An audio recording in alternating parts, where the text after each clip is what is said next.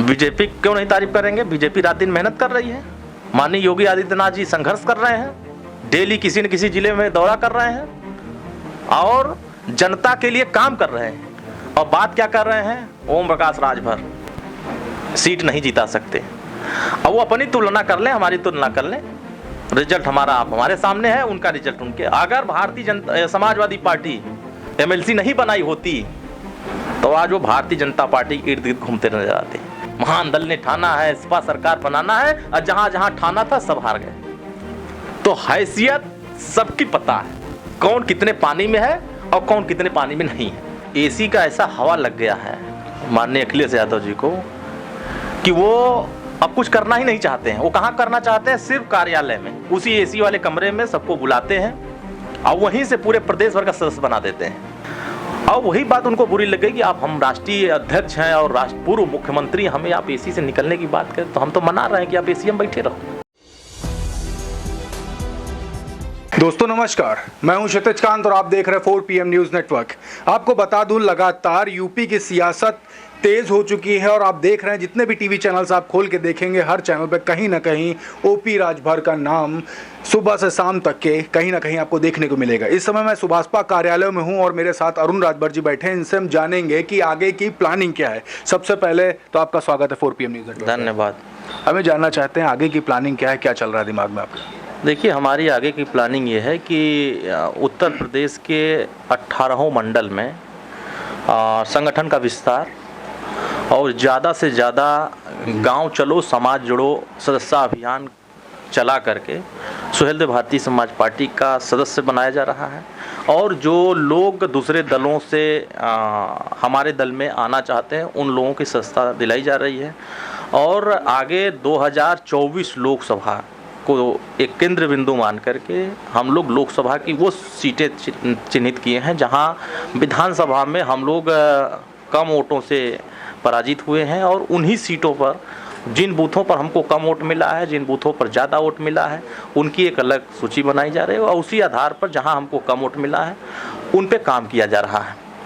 और उन तमाम तबकों के बीच में हम गठबंधन बनाने जा रहे हैं जिन तबकों ने सभी दलों को ताकत दिया है, चाहे वो राजभर हो, चौहान हो, पाल हो, प्रजापति हो, अर्कवंशी हो, बंजारा हो, नट हो, हेला हो, बासफोर हो, बंजारा हो। तो जितने भी अति पिछड़े वर्ग के लोग हैं, अति दलित लोग हैं, समाज के हर वर्ग के लोग हैं जो दल के साथ जुड़ना चाहते हैं, उन सभी को हम अपने साथ जोड़ करके आगामी 2024 की रणनीति बनाने में लगे हुए हैं। और उसी आधार पर हम लोग धरातल पर आज हमारी बस्ती में बैठक हो रही है। माननीय राष्ट्रीय अध्यक्ष जी वहाँ हैं, हमारे राष्ट्रीय प्रमुख महासचिव अरविंद राजभर जी शाहजहाँपुर में हैं, शाहजहाँपुर उधर के मंडल में बैठक कर रहे हैं। तो अनवरत ये अभियान चल रहा है और ये अभियान चलेगा अगस्त लास्ट तक। सदस्यता अभियान हमारी जो चल रही है और उसमें ज़्यादा से ज़्यादा लोगों को जोड़ने की कवायद हो रही है। आपने प्लानिंग तो बता दी, अचानक से ओपी राजभर जी ने बसपा का नाम लेकर के सबका माइंड एकदम से चेंज कर दिया। ये बसपा अचानक से क्यों?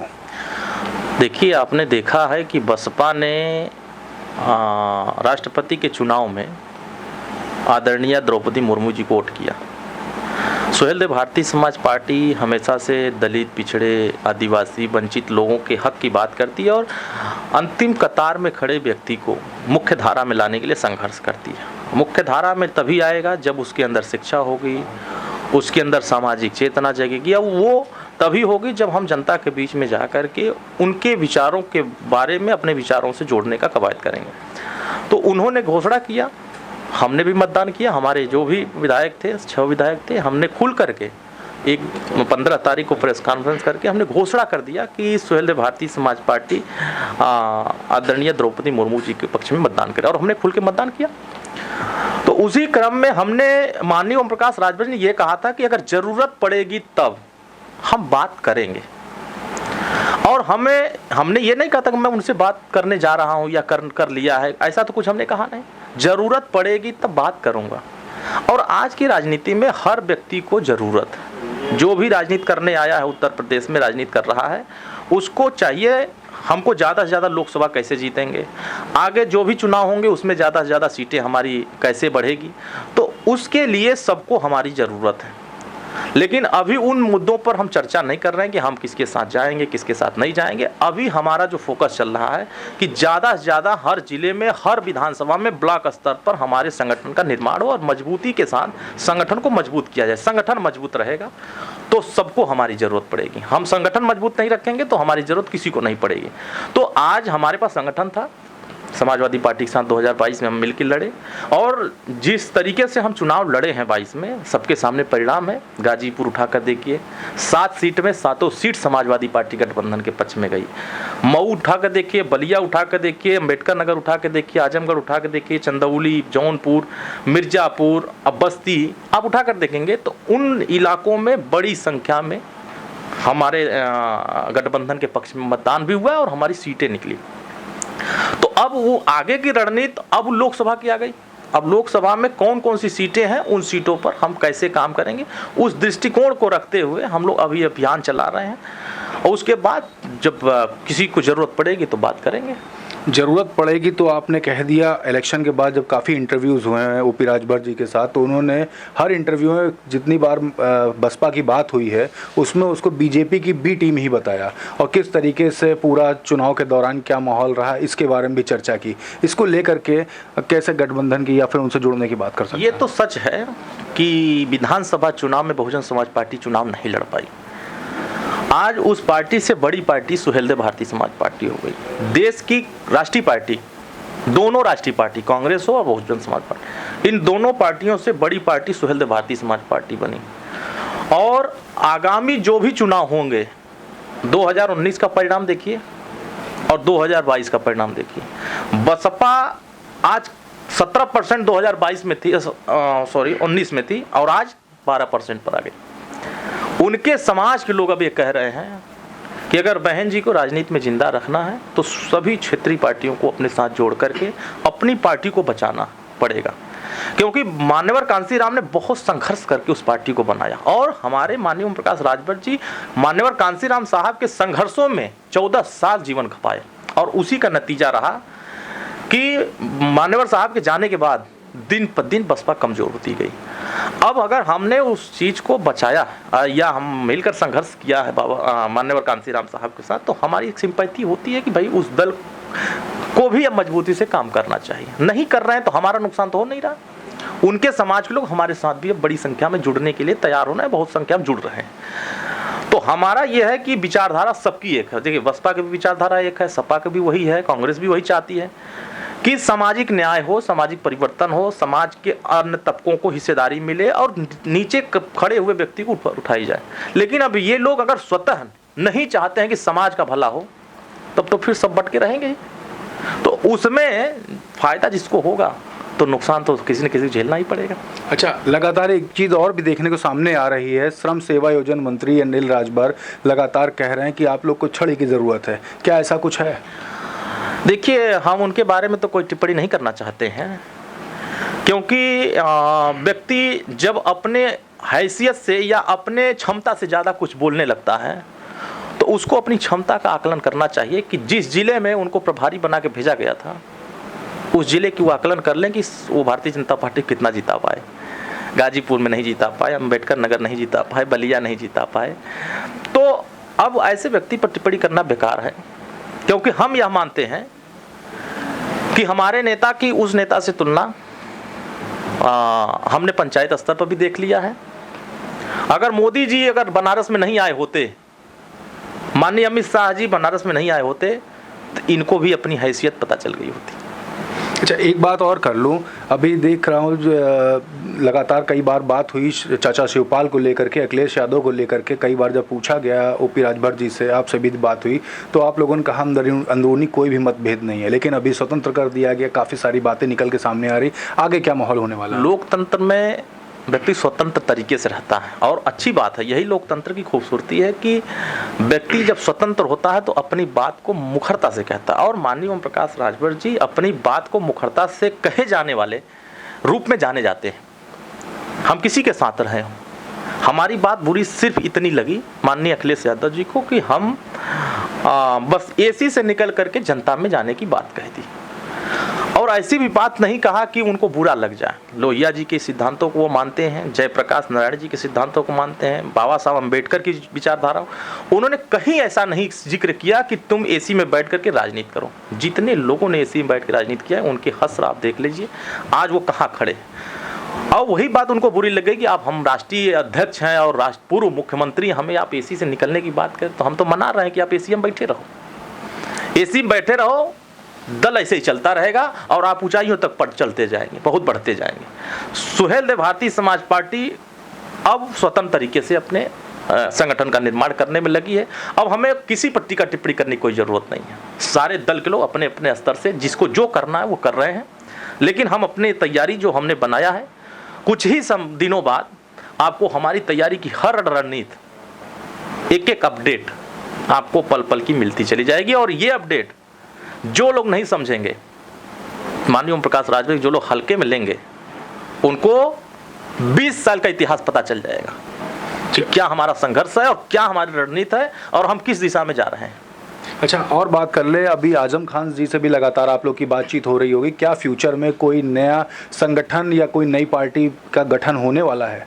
अब देखिए, वो बड़े नेता हैं, अनुभवी नेता हैं, जेल में थे तो वो अपने लोगों से कहलवाते थे कि मुसलमानों पर अत्याचार हो रहा है।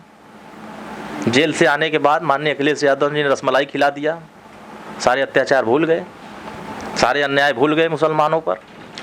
उनके दल में मुसलमान रहने वाले समाजवादी पार्टी में एक भी मुसलमान नेता बोलने की हिम्मत नहीं जुटाता है कि आज़ादी के पहले नौकरियों में 38% मुसलमान था और समाजवादी पार्टी की 4 बार सरकार थी और 18% आरक्षण देने की बात होने के बाद भी किसी थाने पर, किसी ब्लॉक में, किसी जिले में इनकी हिस्सेदारी नहीं तय हो पाई।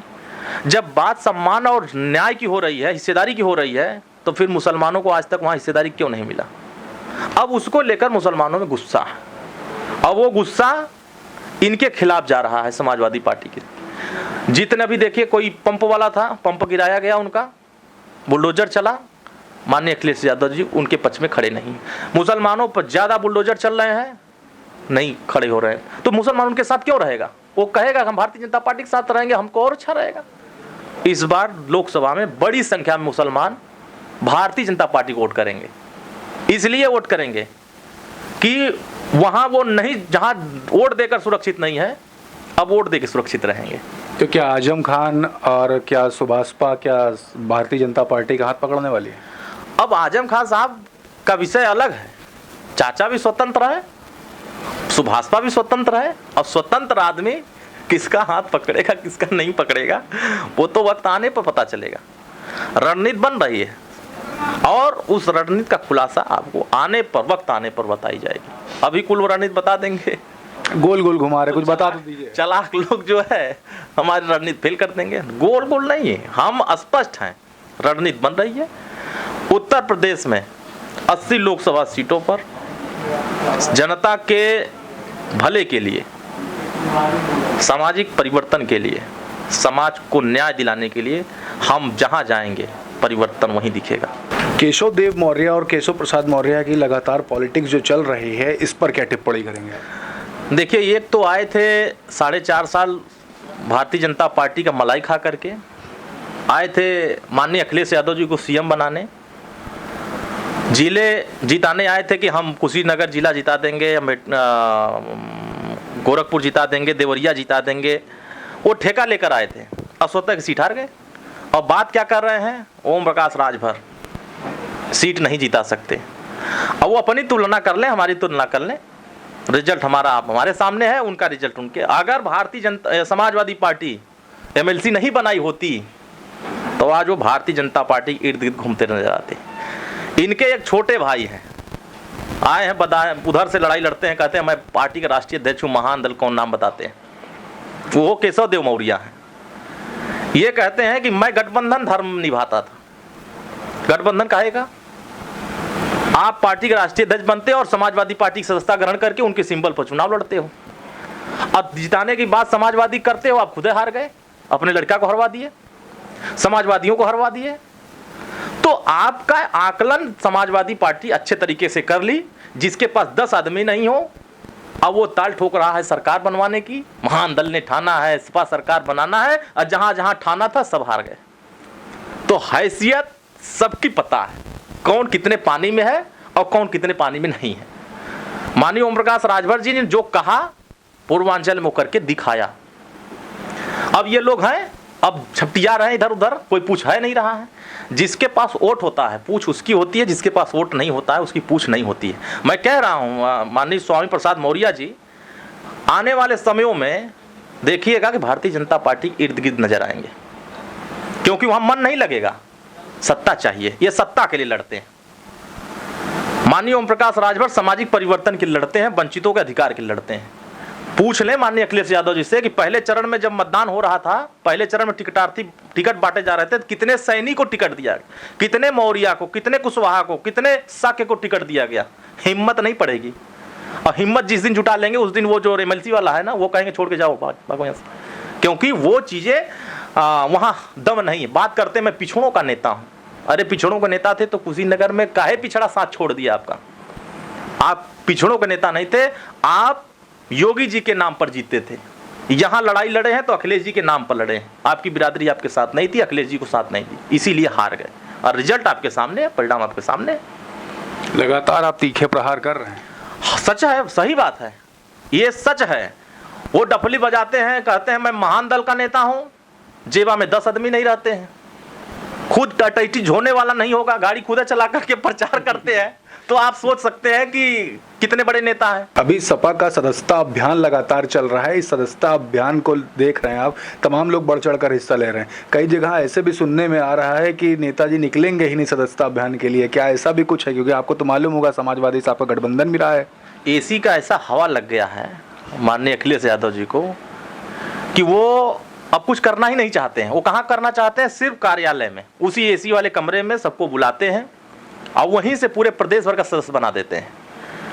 इनको सीखना चाहिए बिहार के नेता से, जहां से ये चुनाव जीते हैं, सदस्यता अभियान की शुरुआत उनको वहां से करनी चाहिए। इन्होंने जितने लोगों को बनाया है प्रभारी, सब नेता हैं, कार्यकर्ता थोड़ी ना है। कार्यकर्ता जाएगा सदस्यता अभियान बनाने, नेता नहीं जाएगा। और आदरणीय मुलायम सिंह यादव जी नेता कम बनाए थे, कार्यकर्ता ज्यादा बनाए थे। तो जहां कार्यकर्ताओं की संख्या न हो, वहां अगर बड़े लक्ष्य को पाना हो तो हमें नहीं लगता है कि वहां बड़ा लक्ष्य मिल सकता है। और 2024 में ये कुछ भी कर लें, हाथ कुछ लगने वाला नहीं है। कई सारी ऐसी सुपकाहट थी, कुछ लोग बाहर ही नहीं निकलने वाले हैं, कुछ नाम ऐसे हैं आपके पास? वो जितने उनके इर्द गिर्द हैं वो सब उनको वहीं रख देंगे जहां वो आज की परिस्थिति में खड़े हैं। जितने जिलेवार प्रभारी बनाए हैं, हम तो अपने चेहरे से उनके सबको वाकिफ हैं और सभी नाम को देख रहे हैं। मुझे ऐसा लगता है कि कोई भी सिंगल व्यक्ति जिसको प्रभारी बनाए वो गांव में जाने की हैसियत में हो, क्योंकि सब नेता हैं। कुर्ता कैसे क्लीच कमजोर हो जाए? क्लीच मुड़ना नहीं चाहिए, और क्लीच मुड़ गया तो फिर नेतागिरी किस बात की? तो वो उस टाइप के नेता बन गए। संगठन समाजवादी पार्टी में अब उनका विषय वो कैसे बना रहे हैं, मुझे तो ऐसा लगता है कि अब इनका जो भंग चल रहा है कार्यकारिणी, लोकसभा तक बन जाए तो वही बहुत है। किसी के नाम नहीं लेंगे? ये सब उन लोग सब जानते हैं। गौवा में जाकर पूछेंगे ना तो बता देंगे कि वही लोग हैं जो सदस्य साहब उन कमरों में चला रहे हैं। कौन से गौवा में जाए? वही उन्हीं की इर्द गिर्द छपटिया रहे हैं सब, 2-4-10 ठो हैं जो नाम नहीं लेंगे। वो नहीं चाहते हैं ना कि वो खुदा कमरे से निकले। वो तो लेके गए थे कन्नौज, वो तो खाली एक तो माहौल बनाने के लिए दिखाने गए थे कि देख लीजिए बुंदेलखंड एक्सप्रेस वे धस गया है। आगरा एक्सप्रेस वे धसा था तब नहीं दिखाई दे रहा था, गड़िया उसी में धस गई थी। ट्वीट किए थे वो गड़िया उसी में धस गई थी और उसमें कई लोग जख्मी हो गए थे। तब खामियां और कमजोरियां और तकनीकी खामियां नहीं नजर आई थी। तो ये जिसकी सरकार होती है, जिस एजेंसी को काम दिया जाता है, वो सारी चीजें सरकार उनकी जांच कराती है। तो अभी बेचारे हैं अपना, जो इनके सलाहकार लोग राय दे रहे हैं ऐसे ही राय देते रहे, बहुत अच्छा रहेगा। डायरेक्टली इनडायरेक्टली आप बीजेपी की तारीफ कर रहे हैं। बीजेपी क्यों नहीं तारीफ करेंगे? बीजेपी रात दिन मेहनत कर रही है। माननीय योगी आदित्यनाथ जी संघर्ष कर रहे हैं, डेली किसी न किसी जिले में दौरा कर रहे हैं और जनता के लिए काम कर रहे हैं। ई का कर रहे हैं? ये खाली कहते हैं कि मैं लखनऊ से निकलूंगा तो सीधे लोकसभा एक ठो कन्नौज है वहीं जाएंगे और फिर वहाँ से चले आएंगे, इटावा जाएंगे चले आएंगे। तो ठीक है, उनकी अब एक अलग योजना है, कैसे चल रहे हैं आगे की उनकी रणनीति उनको समझ में आ जाएगा। 2024 सबको पता चलेगा। Thank you very much, thank you very much. मेरे साथ में अभी अरुण राजभर जी थे। तमाम मुद्दों पे हमने बात की, काफ़ी सारे तीखे प्रहार किए हैं। साफ तौर से समाजवादी पार्टी की जो प्रणाली है उस पर भी काफ़ी सारे तीखे प्रहार किए और साफ तौर से कह दिया है कि 24 की तैयारी लगातार जारी है। योगी जी के बारे में भी कहा कि ग्राउंड पे वर्क कर रहे हैं और एसी से नेताजी को बाहर निकलना चाहिए। सारी बातें हमसे की। इस ऐसी खबरों के लिए जुड़े रहें 4 PM न्यूज़ नेटवर्क के साथ। मैं हूं क्षितिज कांत, कैमरा पर्सन शुभम के साथ। धन्यवाद।